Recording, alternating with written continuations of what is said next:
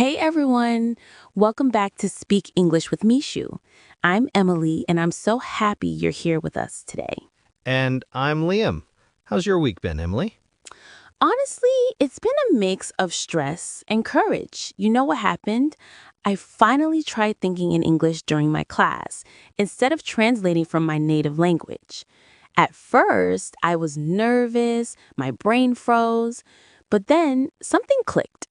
The words started coming more naturally. That's awesome. And that's exactly what we're talking about today. How to think in English. Imagine this. No more pausing, no more, wait, let me translate. Just smooth, natural thoughts in English. And trust me, it feels so freeing. Today, we're going to show you how you can make that switch in your own mind. Because once you do, speaking English becomes faster, easier, and way more fun. So, stay with us. By the end of this episode, you'll have a clear roadmap to start thinking in English every single day. So let's start simple. What does it really mean to think in English? A lot of learners imagine it's only about speaking fast, but actually, it's about training your brain to create thoughts directly in English without going back to your first language. Exactly. Think of it like changing the default setting in your phone. Right now, maybe your brain is set to your native language first, and then it translates into English. That takes time, right? Yeah, and it's exhausting too. That's why so many learners get stuck. They know the words, but when it's time to speak, their brain feels like it's buffering, like slow internet. But here's the good news. You don't need to be perfect in English to start thinking in it. Even with simple words and short sentences, you can begin the process today. And why does it matter so much? Because once you think in English, your speaking becomes natural, your confidence grows, and your fluency skyrockets. It's the secret skill behind every successful English speaker. So today, we'll break it down step by step. The struggles, the reasons, the solutions, and by the end, you'll know exactly how to train your brain for English thinking. Let's be honest. Every English learner has faced this problem. You're in class, or maybe talking to a friend, and suddenly your mind goes blank. You know the answer in your native language, but your tongue just refuses to move in English.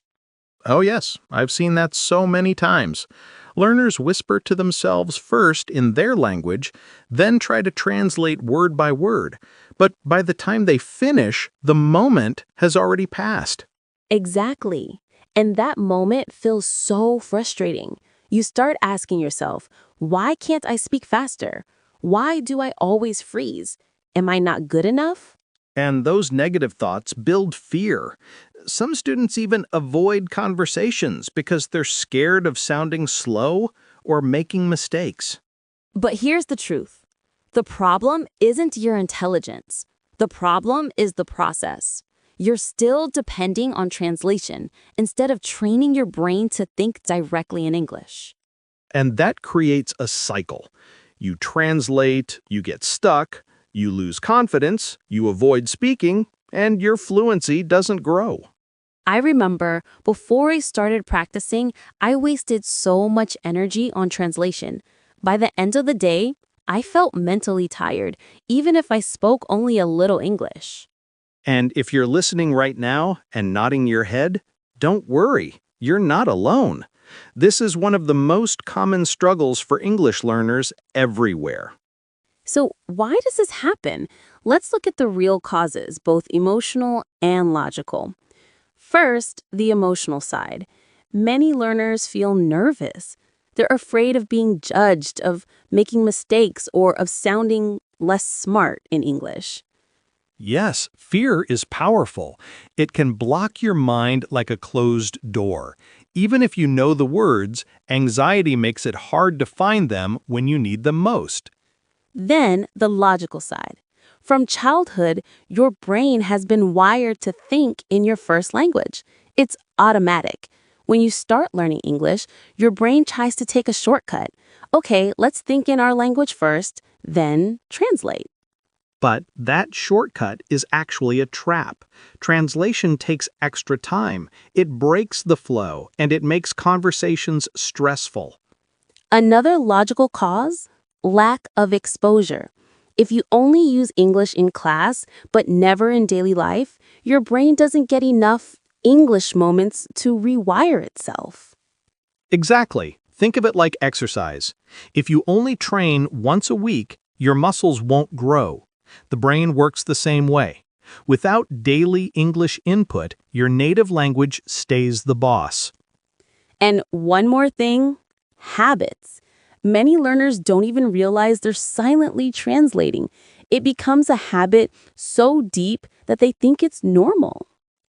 But the good news is, once you understand these causes, you can fight them, and that's where our solutions come in. All right, let's dive into our first solution. Surround yourself with English every single day. If you want your brain to start thinking in English, you need constant input. That's so true. Think about how children learn their first language. They don't sit with grammar books. They hear words, phrases, and conversations all the time. Slowly, their brain connects meaning directly with the language.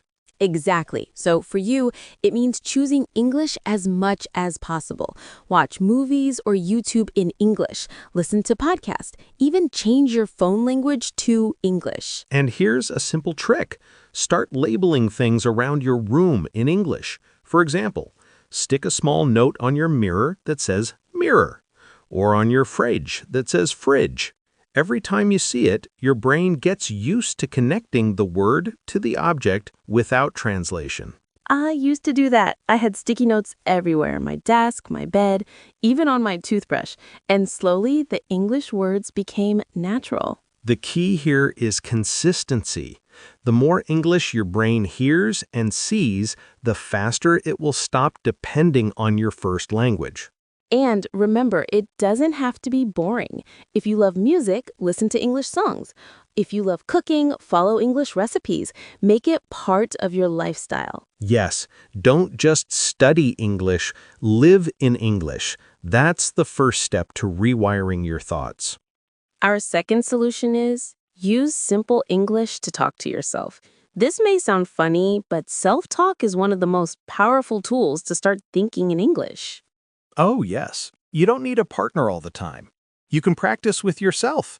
For example, when you wake up, say, I am brushing my teeth now, or I feel sleepy, but I need to study. That's the magic, keeping it simple. Many learners try to make it big, complicated sentences, and then they get stuck. But if you just start small, your brain learns to switch faster. Exactly. And the best part? No one's judging you. You can talk to yourself in front of the mirror, while cooking, or even walking down the street. I still remember when I started this habit. At first, it felt strange, but after a few weeks, I noticed I didn't need to translate so much. My brain began forming English sentences automatically. And don't worry if your sentences are not perfect. The goal is flow, not perfection. Over time, your grammar and vocabulary will improve naturally. So, if you're listening right now, try this. Pick 5 moments in your day and say out loud what you're doing in English. Little by little, your brain will get trained to think in English. Yes, self-talk is like a gym for your brain. The more you practice, the stronger your English-thinking muscles become. Our third solution is immerse yourself in many English worlds. What do I mean by that? Create small daily situations where you force your brain to use English only. Like setting English-only zones in your life. For example, maybe your kitchen is an English zone. So when you cook, you only think and speak in English about the ingredients, the steps, and the tools. Yes. Or when you're watching a movie, try to imagine you're one of the characters. Repeat their lines. Pretend you're inside that world where only English exists. I did that with sports once. I love football, so I watched matches in English commentary only. Then I started describing the game in English myself, like a commentator. It was so much fun, and I learned new words too. That's such a good idea. I used to do it with shopping. I'd walk around a store and describe items in English in my head. This is a blue shirt. It looks soft. Should I buy it? The point is, when you create these mini English worlds, your brain gets practice in real-life contexts. It starts treating English as normal, not as a foreign subject. And the more natural it feels, the faster your brain will stop switching back to your first language. So don't wait for a classroom or a teacher. Build little English-only moments in your daily life. They add up, and soon you'll notice the difference. All right, let's move to our fourth solution. Think in pictures, not words. This is a game changer. Oh, yes, that's powerful. You see, when most learners try to speak English, they first think in their language, then translate into English, then speak. That's why it feels slow. Exactly. But if you train your brain to connect English words directly with images or ideas, translation disappears. For example, instead of thinking of the word apple in your language and then translating, just picture the fruit and say apple.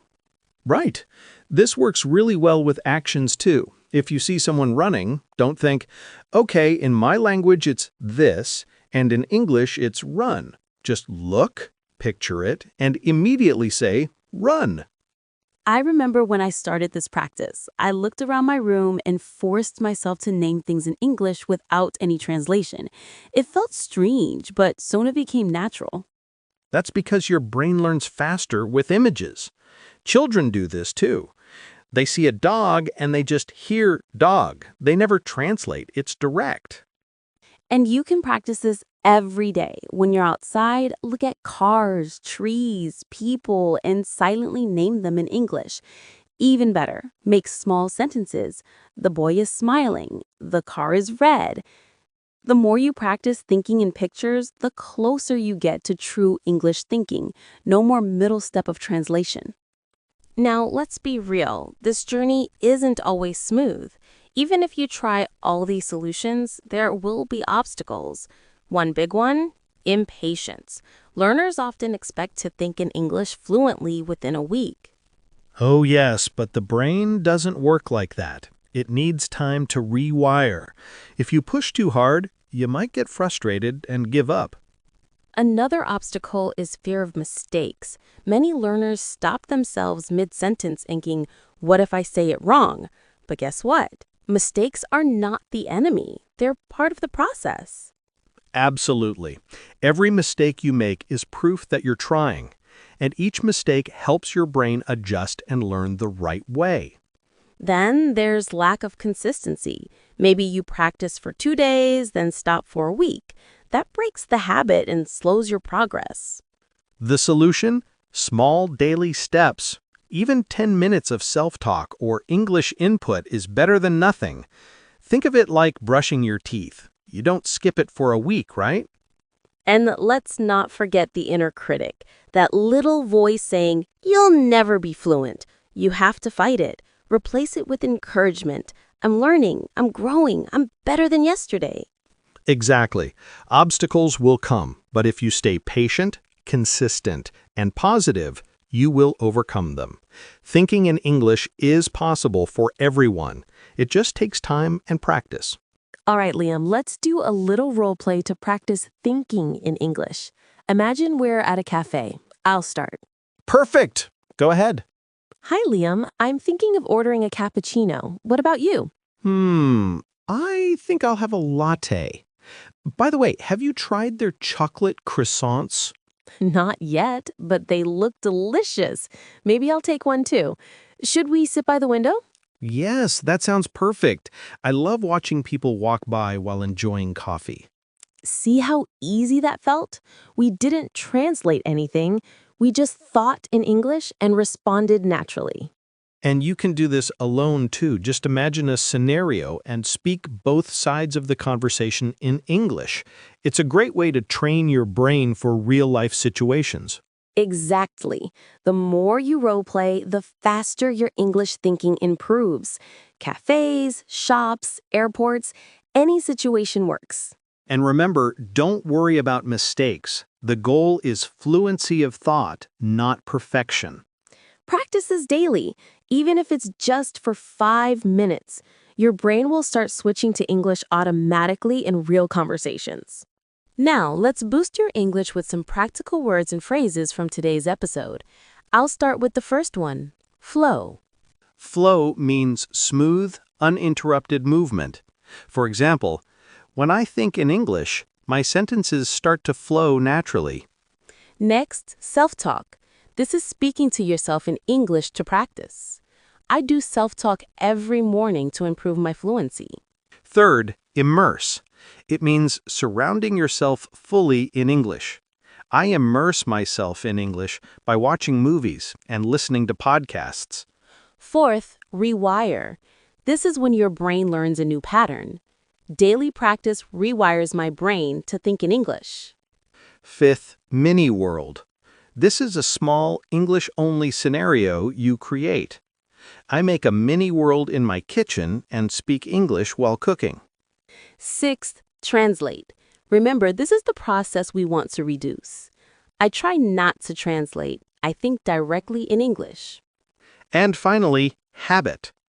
Making English thinking a daily habit is the key to fluency. Use these words in your sentences every day. The more you use them, the faster your brain will adapt to thinking in English naturally. And don't just memorize, apply them in self-talk, role plays, or daily situations. That's where real learning happens.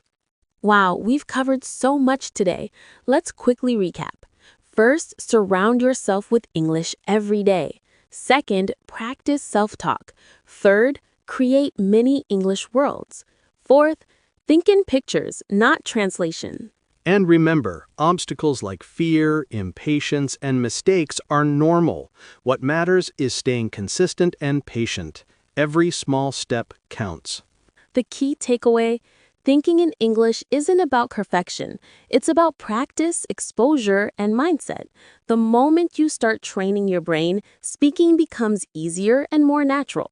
So, here's your challenge. Pick one tip from today's episode and apply it for the next week. Self-talk, mini worlds, or thinking in pictures. Just start. And if you enjoyed this episode, don't forget to subscribe, share it with friends, and leave a comment telling us which tip you'll try first. Your journey inspires us too. Remember, every time you think in English, you're one step closer to fluency. Keep going, stay consistent, and enjoy the process. Thank you so much for listening to Speak English with Mishu. We'll see you in the next episode with more tips, stories, and motivation. Keep thinking in English and keep growing.